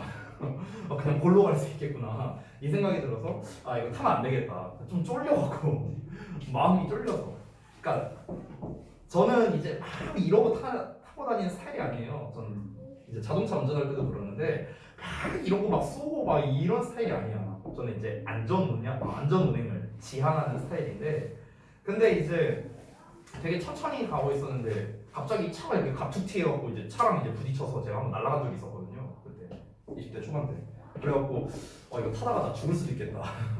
그리고 이제 아무래도 이륜차잖아요. 바퀴가 2개 있다 보니까 그 눈길에 되게 약해요. 이게 눈길에. 그래서 한 번은 그 학교 가다가 이제 보통 이제 오토바이 이렇게 사이드로 다니잖아요. 빨리 가려면. 근데 사이드로 가는데 사이드에 이제 보통 그 연석이 이제 눈이 이렇게 뭉쳐 있잖아. 근데 이제 그쪽으로 가다가 속도를 줄이면서 이제 방향을 살짝 틀었는데 쫙 이렇게 미끄러진 적이 한 번 있어요. 가다가 헬멧은 쓰고 있었으니까 이제 당연히 뚝배기는 멀쩡했는데 안 그랬으면 진짜 여기 얼굴 다 연석에 쓸렸을 수도 있어요. 아무튼 아마 그러다 보니까 그런 걸 몇 번 경험하다 보니까 뒤지기는 싫고 안 되겠다. 그래서 팔아버렸죠. 그 이후로는 이제 안 타죠. 그래서 아무튼간 이 이야기의 결론은 뭐냐? 타지 마세요. 위험합니다. 그때 이제 탔을 때도 그냥 여름이고 그냥 간만에 한번 타보고 싶어서 이제 탔었는데 그때 저 욕 엄청 먹었어요. 그때 대여에서 탄다고. 왜냐면 그때가 이제 제가 신혼 때였는데 이제 신혼 때 임신을 했거든요, 와이프가. 근데 이제 임신한 와이프를 오토바이를 태워갖고 내가 한번 드라이브를 했었거든요. 그래서 막 친구들이 그건 아니죠. 그래서 친구들이 막 나보고 막 미친 새끼 아니냐고 막 아니 자동차를 태워도 불안한 마당에 어떻게 임신한 아내를 오토바이 태울 생각을 하냐고 하면서 막 욕 엄청 먹고 막 그래갖고 와이프는 재밌다고 잘 탔는데 아니 타고 싶다 했어 그때 안전운행 했어요. 근데 이제 사실 저도 저도 위험하다는 건 아니까 자 빨리 넘어갈게 두 번째로. 자 그래서 다음 여기까지 하고 두 번째 볼게요. 절관련입니다. 절관련. 잘 살아있으면 됐지 뭐. 내 아들이 잘 살아야 좀 내년에 이제 초딩 되는데 뭐. 자 봅시다. 절관련. 아까 말했다시피 접속사 관계사 의문사가 있는데 이거는 사실 제가 예전부터 계속해서 설명하는 거죠. 바로 한마디면 끝납니다. 어떤 거예요? 완, 수, 불, 명입니다. 완수불명. 자, 다시 한번 복습해 볼게요. 완은 이제 완전한 문장이죠. 불은 이제 불완전한 문장이고 당연히. 자, 여기에서 말하는 수는 당연히 수식어, 명은 명사겠죠. 그렇죠? 여기에서 수식어 대신에 접속사가 나오는 경우도 있습니다. 수식어 또는 접속사 이렇게 생각하면 될 것 같아요. 자, 이게 무슨 말이냐? 완전한 문장은 수식어 또는 접속사와 짝이고 불완전한 문장은 명사와 짝이다. 물론 이 명사라는 말에는요 명사, 대명사, 명사구, 명사절이 다 포함된 말이에요. 되겠죠? 그러니까 명사 같은 애들 전부다 이렇게 생각하면 된다. 자, 그러면은 이거를 왜 이런 일이 벌어지는지 일단 개념 설명, 논리적으로 설명해 줄게. 잘 들어봐. 일단 완전한 문장이라는 개념 자체가 뭐냐? 우리 그 문장에 5가지 형식 있죠. 문장의 5형식. 그래서 문장의 5형식에 알맞은 형태의 문장을 우리가 완전한 문장이라고 하죠. 1, 2, 3, 4, 5형식에 맞는 문장을 말하는 거야. 불완전한 문장이라는 거는 뭔가가 하나 빠져있는 걸 말하는 거겠죠? 근데 그게 뭐가 빠진 거냐면 명사가 빠져있는 문장이야. 명사. 명사가 빠져있는 문장. 자, 뭐 아무거나 빠져있는 게 불완전한 게 아니라 명사가 들어가야 할 자리에 명사가 딱 하고 빠져있는 문장. 이게 이제 불완전한 문장이다. 그럼 우리가 상식적으로 생각해보자. 상식적으로. 잘 봐봐. 내가 그냥 5형식 구조를 하나 써볼게. 이렇게 5형식 구조 하나 썼어. 자, 그러면 얘는 5형식으로 완전한 구조가 되겠죠. 그렇죠? 우리 영어 문장에 존재하는 성분은 총 5개밖에 없습니다. 주어, 동사, 목적어, 보어, 수식어. 이 5개밖에 없죠. 이거 말고 더 있나? 없어요. 이거밖에 없죠. 자, 그러면 지금 5형식이라는 완전한 구조가 나왔는데 이러고 문장을 끝내는 게 아니라 내가 뭔가를 더 쓰고 싶어 뒤에. 그럼 이제 요 성분 중에 어떤 걸 쓸 거냐는 거지. 자, 주어 안 되죠? 동사 안 되고, 목적어 안 되고, 보어도 안 됩니다. 다 안 되잖아. 그렇죠? 어떤 거를 쓰던 간에 이 형식에 어긋나져 버리는 문제가 발생하죠. 그럼 남는 건 뭡니까? 수식어밖에 안 된다는 거야.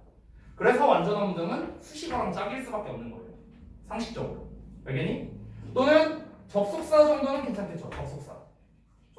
됐니? 그래서 아까 말했다시피 완전한 문장은 수식어 또는 접속사와 한 세트다라고 볼 수 있는 겁니다. 정리됐니? 됐어요? 자, 불완전한 문장 볼게. 불완전한 문장은 명사가 빠져있는 문장이라 했어. 예를 들어 삼형식 문장 봐봐. 주어 동사 목적. 삼형식이지? 근데 여기에서 얘를 빼볼게. 이렇게 뺐어. 그럼 주어 동사만 나와 있어. 내가 쓰고 싶은 건 삼형식이야. 내가 쓰고 싶은 건 삼형식인데 여기 뒤에 명사가 나와줘야 될 거 아니야. 명사가. 그치? 근데 명사가 빠져 있어. 즉 여기는 불완전한 문장이야.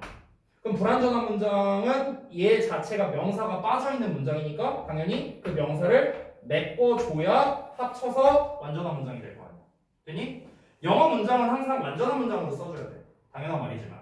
그러니까 완전한 문장을 만들기 위해서 이 불완전한 문장은 반드시 뒤에 명사가 나와줘야 된다라는 겁니다. 자, 이게 바로 내가 말한 이 절관리원을 푸는데 가장 핵심적인 어법이에요. 아니, 더 나아가서 이 완수불명에 대한 개념은 어떤 녀석에 집어넣어도 다 써먹을 수 있어요. 어떤 녀석에 집어넣어도. 사실 별거 아닌 개념이거든. 어려운 거 아니야. 별거 아닌 개념인데 이걸 바탕으로 해서 어떻게 우리가 문제를 풀 수 있는지 그거를 좀 보여줄게. 자, 어떻게 되냐면은 아까 내가 잠깐 말했던 가장 대표적인 데슬레 와슬레와 같은 문제를 한번 볼게. 데슬레 와슬레 이런 문제 봐봐. 데슬레 와슬레 문제 의도는 크게 두 개야. 문제 의도가 두 개야. 첫 번째는 관계대명사 데슬레 아니면 관계대명사 와슬레 이게 첫 번째 문제 의도고 두 번째는 뭐냐면 접속사 데슬레 아니면 관계대명사 와슬레 이게 두 번째 문제 의도야. 웬만하면 이 두 개로 나오는데 이 두 개 중에서도 더 많이 나오는 건 얘예요. 아래 거. 접속사 쓸래? 관계대명사 쓸래? 얘가 출제율이 가장 높아. 자, 그러면은 이런 문제가 나왔을 때 잘 봐봐. 관계대명사 대은 형용사 절이에요. 형용사의 역할을 해 덩어리가. 관계대명사 왓은 명사절의 역할을 합니다. 자, 여기에서는 당연히 관계대명사나 이런 접속사에 대한 여러분의 사전 지식이 필요하겠죠. 그렇죠? 이거 없으면 못 풀지 당연히. 그래서 우리가 지난번에 대치형 문법 때 그렇게 배웠던 거고. 자, 접속사 대은 보통은 명사절의 역할을 합니다. 그리고 관계대명사와 다시 한번 말하지만 명사절의 역할을 해요. 그럼 잘 봐봐. 이 덩어리 얘네들 뒤에는 어쨌든 뭐 절의 형태가 나올 거예요. 그럼 이 덩어리가 만들어져요. 덩어리. 이 덩어리가 절이잖아. 절. 형용사절이나 명사절의 역할을 하겠지. 잘 봐. 만약에 앞에 완전한 문장이 나왔어. 그럼 뒤에는 이 that 또는 what이 이제 나오고 어쩌고 나올 거 아니야? 그럼 뒤에는 뭐가 필요해? 수식어나 접속사가 필요한 상황이야. 됐니? 됐어요? 그러니까 웬만하면 수식어라고 생각하면 편하다. 여기서 말하는 접속사는 얘들아, 니네가 이렇게 기억하면 돼. 여기서의 접속사는 얘네들이야, 얘네들. 얘네들이라고 생각하면 편해. 물론 이런 대과 같은 접속사도 가능은 하다. 자, 일단은 얘기를 들어봐. 일단은 완전한 문장은 기본적으로는 수식어랑 짝이다라고 생각을 해라. 기본적으로. 알겠지? 그럼 잘 봐라. 앞에 완전한 문장이 나왔어. 그럼 뒤에 뭐가 필요하다? 수식어가 필요해. 수식어. 그런데 수식어라는 거는 결국에는 얘들아 형용사나 부사잖아요. 그치? 형용사님 부사잖아. 수식어라는 것 자체가. 우리 이거 인트로 강의 때 다 배우는 거죠. 그럼 잘 봐봐. 앞에 완전한 문장이 나왔을 때 그러면은 데슬레 와슬레란 문제가 나왔어. 그러면 고민할 필요가 없어. 그냥 데스로 끝나버리는 거야. 왜? 얘는 둘 다 명사잖아. 명사. 앞에 완전한 문장인데 완전한 문장 뒤에 명사를 쓸 수 없잖아요. 그러니까 what은 못 쓰는 거야. 그래서 그냥 that 이러고 끝나버리는 거예요. 됐어? 잘 봐봐. 예를 들어 앞에 불완전한 문장이 나왔어. 그럼 뒤에 뭐가 필요해? 명사가 필요한 상황이지. 그러면 이때는 that도 되고 what도 되겠네? 둘 다 명사가 가능하니까. 됐어? 그럼 이제는 어디를 보는 거냐? 뒤를 보는 거야. 뒤를. 자, 니네가 이런 거 많이 배웠을 거야. 관계 대명사는 뒤에 불완전한 문장이 온다라는 거 분명 많이 배웠을 거야. 그쵸? 왜 관계 대명사 뒤에 불완전한 문장이 오느냐? 이름을 잘 봐봐. 불완전한 문장은 누구랑 짝이라고? 명사랑 짝이라고. 얘 이름이 뭔데? 관계 대명사잖아. 명사. 그러니까 명사랑 짝인 거야. 됐냐? 그렇기 때문에 이 뒷부분을 봤을 때 뒷부분이 만약에 완전한 문장이야. 그럼 완전한 문장이면 수식어나 접속사랑 짝이라고 했죠. 그러니까 접속사랑 짝이 되는 거야. 뒤에 만약에 불완전한 문장이 나왔어. 불완전한 문장은 명사랑 짝이니까 관계대 명사랑 짝이 되는 거죠. 되냐? 이렇게 푸는 거라고. 이렇게. 실제로 이렇게 푸는 거예요. 왔을래 됐을래라는 문제가 나왔을 때. 모든 다른 절 관련된 문제도 기본은 여기에서 시작하는 거예요. 기본은 여기에서 시작하는 거예요. 되니? 그러니까 제가 분명히 말하지만 모든 절 관련 문제를 완수불명으로 풀 수는 없어요. 미리 말하잖아요. 모든 문제를 이걸로 풀 수는 없어. 모든 문제를. 아까도 말했지만 기본은 구문 분석과 해석이 들어가야 돼요.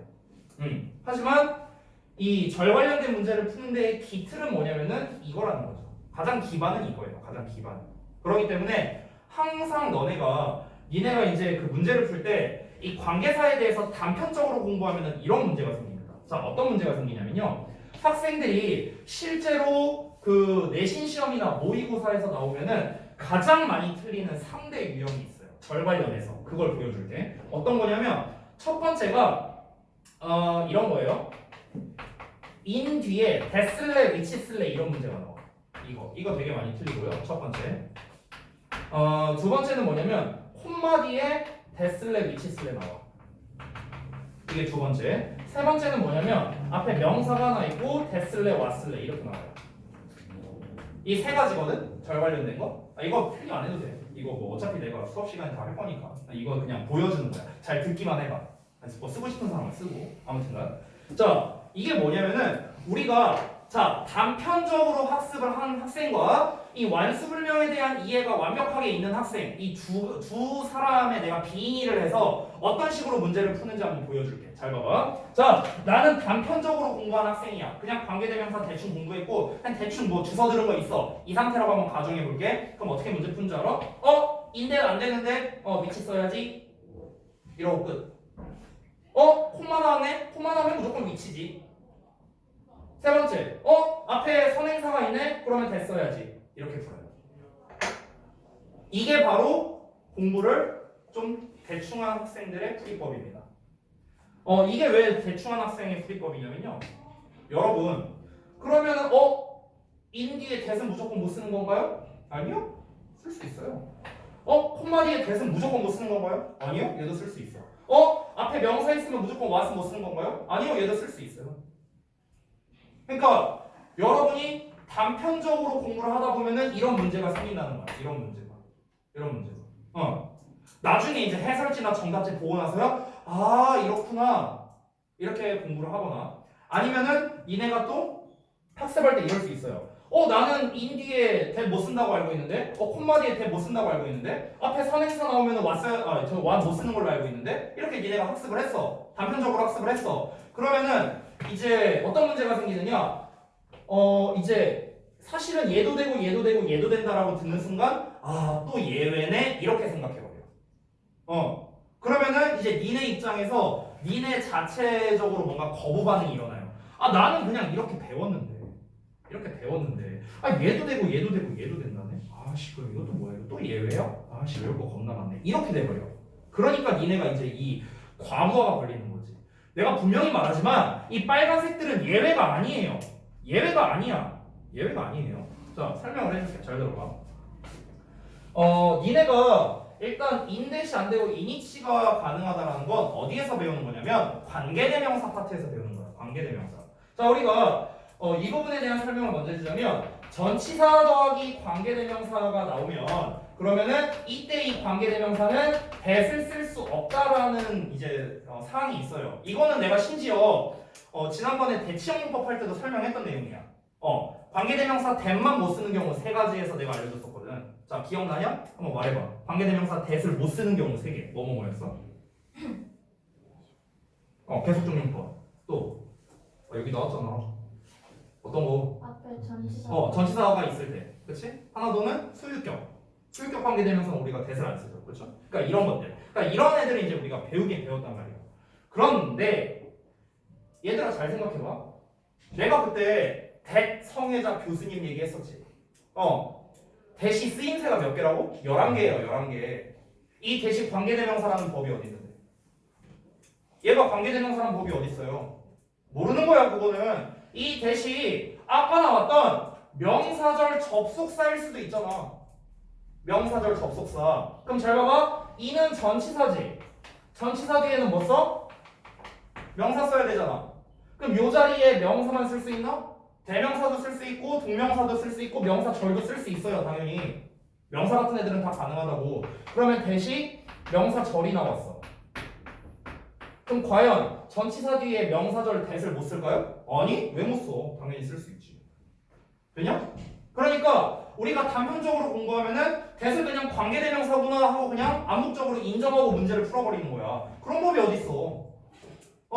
그럼 1번 문제는 사실 어떻게 풀어야 되는 줄 알아? 얘는 풀이법이 하나밖에 없어요. 해석해야 돼. 얘는 문장 구조로는 풀기가 어려워요. 왜냐면 앞에 예를 들어서 명사가 안 나와 있다? 앞에 명사가 안 나와 있다면 쉬워요. 그러면 그냥 대시 정답이야. 왜? 관계대명사라면 무조건 앞에 선행사, 즉 명사가 나와줘야 되잖아. 그치? 근데 앞에 명사가 있다면은 얘가 답이 될 수도 있고 얘가 답이 될 수도 있어. 해석이 달라요. 선생님, 관계대명사 뒤에는 불완전하지 않나요? 얘는 완전하고요? 아니죠. 전치사와 관계대명사일 때는 전치사 플러스 관계대명사 뒤에 완전한 문장 나옵니다. 그리고 대시라는 것 자체는 원래 완전한 문장이 나오죠. 명사절 접속사일 때. 그러니까 문장 구조로 못 푸는 거야. 1번은. 그럼 1번은 어떻게 해야 돼? 해석해야 돼. 해석. 이니치는 뭐뭐 하는으로 해석하고요. 인댓은 뭐뭐라는 점에서 이렇게 해석하거든. 그러니까 아까 내가 말했던 여기까지 단계로 가는 거야. 근데 학생들이 이런 문제가 나왔을 때 그것까지 고려하냐? 고려 안 해. 그러니까 틀리는 거야. 됐어? 이게 첫 번째. 두 번째 말해줄게. 계속적 용법에서는 that을 못 쓴다라고 했어요. 맞아. 선생님, 계속적 용법에서 that을 쓰는 경우는 없나요? 굳이 따지자면 회화에서는 써요. 회화체에서. 네, 일반 대화체에서 쓰는데요. 문법적으로는 못 씁니다. 쓸 수 있는 경우가 없다고 보시면 돼요. 알겠죠? 그러니까 계속적 용법에서 that을 못 쓰는 게 맞아. 그러면은 얘도 똑같은 거야. 아까 말했던 거랑 마찬가지로 여기에 있는 that이 무조건 관계대명사라는 법이 어디냐? 없어요. 이 that이 명사절 접속사일 수도 있거든. 자, 이거 하나 알려줄게. 얘들아, 우리가 여러 개를 나열하는, 즉 병렬구조라고 부르는 방식이 있는데 우리가 두 개를 나열할 때는 이렇게 A and B로 나열을 하잖아. 그렇죠? 자, 세 개 이상을 나열할 때는 어떻게 합니까? and를 여기다가 한번 쓰고 여기다 또 and 써요, 안 써요? 안 쓰죠. 어떻게 합니까? 그냥 콤마 붙이죠. 됐니? 이렇게 쓰잖아요. 여러 개를 나열할 때. 그럼 잘 봐. A, B, C를 세 개를 나열하는데 내가 대절 세 개를 나열한다고 쳐봐. 대절 3개. 그럼 여기에 대절 하나 나오고 여기에도 대절이 나오겠네? 근데 대 앞에 콤마 있는데? 되잖아. 왜 안 돼요? 그러니까 콤마 뒤에 대시 안 된다. 이게 아니야. 이게 아니야. 그렇게 기억하지 말라고. 콤마 뒤에 대시 안 되는 게 아니라 계속적 용법에서 대시 안 되는 거라고. 관계대명사 계속적 용법에서 대시 안 되는 거야. 콤마 뒤에 대시 안 되는 게 아니야. 됐어? 그리고 세 번째. 자, 앞에 선행사가 나오면은 what을 못 쓴다. 라고 한다면 그건 맞는 말이야. 그런데 문제가 있어. 어떤 문제가 있냐면 이 앞에 있는 명사가 선행사라는 법이 어디 있어? 대신나 원 앞에 명사 나오면 무조건 선행사인가? 그런 법이 어디 있어요? 없어요. 없어. what은 선행사가 앞에 안 나온다. 이건 오케이. 이건 맞는 말이야. 근데 앞에 나온 명사가 무조건 선행사다? 그건 당연히 아니죠. 그렇죠? 어떻게 나올 수 있을까? 예를 들면 이제 두 가지 패턴인데 첫 번째는 사형식이야. 사형식. 이렇게 나왔다고 쳐봐. 예를 들어서 이렇게 나왔다고 쳐봐. 여기가 직접 목적어 자리야. 그럼 여기 반전 목적어 자리에 예를 들어 my friend 이렇게 쓰여 있어. 그럼 앞에 명사 있고 뒤에 왓절 나오는데 이게 왜 안 돼? 반전 목적어 직접 목적어. 됐어? 안 될 게 없다는 거야. 얘 선행사 아니에요? 선행사가 아니지. 그냥 얘에게 뭐뭐라는 거를 뭐뭐 해줬다. 이렇게 해석되는 거지 뭐. 앞에 명사 나온다고 선행사가 아니라고. 오케이?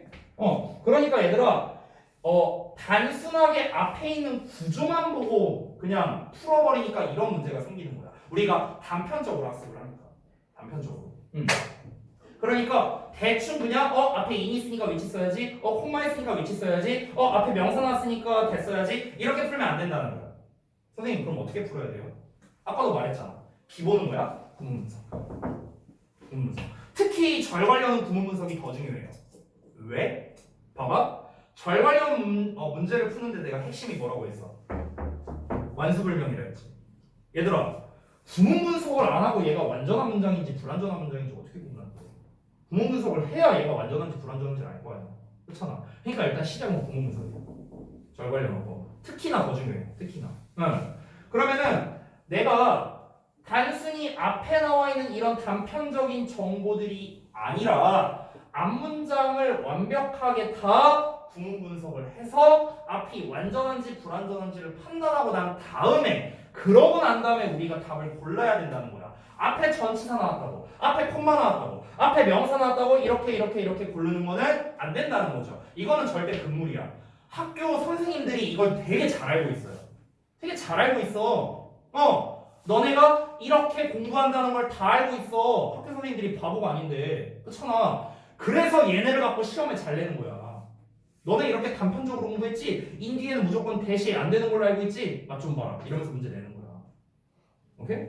그러니까 내가 말하는 건 뭐냐? 이런 단편적인 지식에 속지 말라는 겁니다. 단편적인 지식에 속지 말고요. 우리는 항상 전체적으로 앞부분 구문 분석다, 뒷부분 구문 분석다 해갖고 여러분이 어떤 문제를 풀어야 된다라는 겁니다. 알겠죠? 일단 큰 틀은 이거예요. 큰 틀은. 되셨나요? 자, 그래서 이 절 관련된 어법까지 모두 다 설명이 마무리가 됐습니다. 자, 그래서 이 뭐 전범위어법 이제 이 두 가지에 대해서 설명을 드렸는데 대명사나 형용사 대 부사는 제가 이제 여기 챕터가 등장하면은 그때 가서 설명해도 뭐 사실 얘네는 늦지는 않아요. 얘네보다는 사실 1, 2번이 중요하거든. 1, 2번.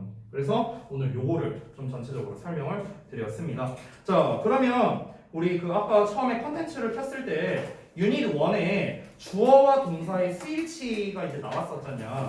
수일치는 결국에는 요 문제거든요. 동사 관련 문제에 가까워요. 여기에서도 나왔잖아. 주어와 동사의 수일치라고 나왔잖아. 그렇기 때문에 이 유닛 1에 있는 전체적인 문제는 전부 다 동사 관련 어법이다 라고 봐도 되는 거야. 알겠지? 동사 관련 어법에서도 전부 다 뭐다?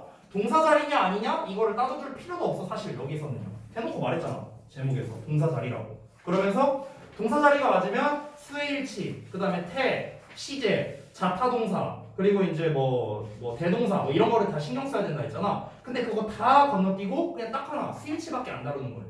됐어? 그러니까 얘는 난이도가 상당히 낮은 편이에요. 여러분이 문제를 풀 때. 그래서 이 유닛 1과 같은 문제를 풀 때 어떻게 하냐면요. 제가 이제 항상 숙제를 내줄 때 이렇게 내줄 거예요. 제가 이제 숙제를 이제 내줄 건데 지난번 거랑 이제 비슷할 겁니다.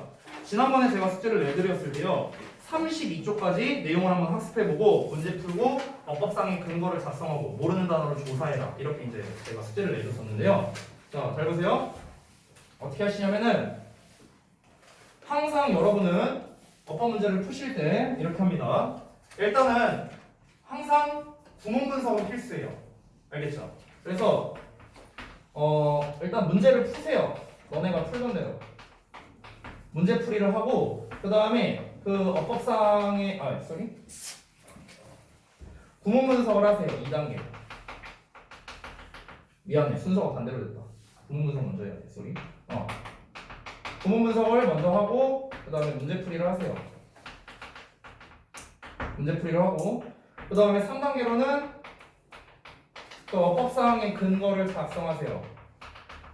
어법상의 근거를 작성하라는 건 뭡니까? 왜 얘가 정답이 이거냐에 대한 이유를 쓰라는 거야.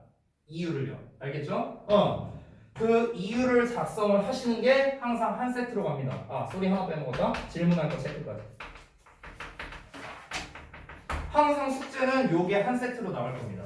여기에서 여러분 중요한 과정은 뭡니까? 3번입니다. 3번. 1번과 3번. 요게 제일 중요해요. 특히 이제 3번을 작성할 때 어법상의 근거를 작성하실 때요. 제가 알려준 오늘 열심히 여러분 필기했죠? 이 과정으로 여러분이 쓰셔야 됩니다. 이 과정으로. 자, 좀 구체적인 예시를 보여줄게. 이것만 보여주고 끝낼게. 그러니까 어떻게 나오냐면 예를 들어서 니네가 24쪽 문제를 푼다고 한번 쳐보자. 24쪽. 그러면 24쪽에 쟤는 지금 문제 풀라고 안 했다. 이 그지야. 24쪽에 예를 들어 그 맨 위에 1번 동그라미 1번 문제를 봐봐.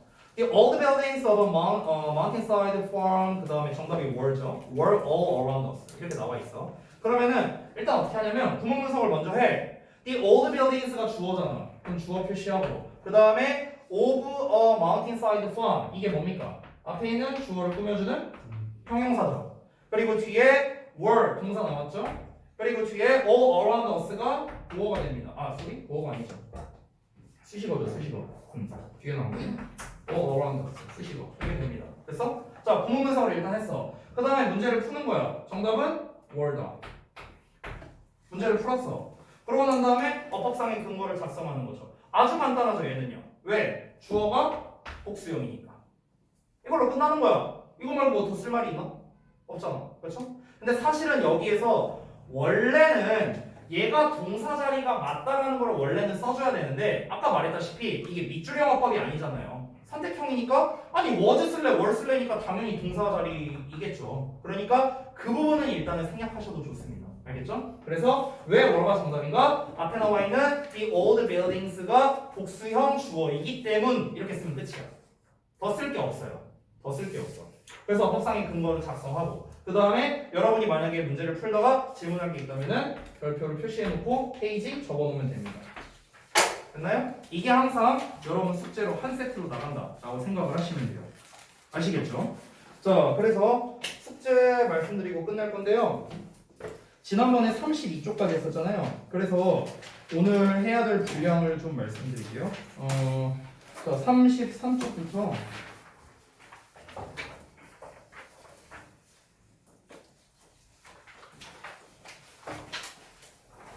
그죠. 33부터 뒷부분을 좀 할 건데 39까지입니다. 자, 여기까지 일단은 여기도 뭐 여러분이 대체적으로 알고 있을 수 있겠지만 어쨌든 내용 학습을 먼저 하고 그 다음에 이제 구문 분석이 돼야겠죠.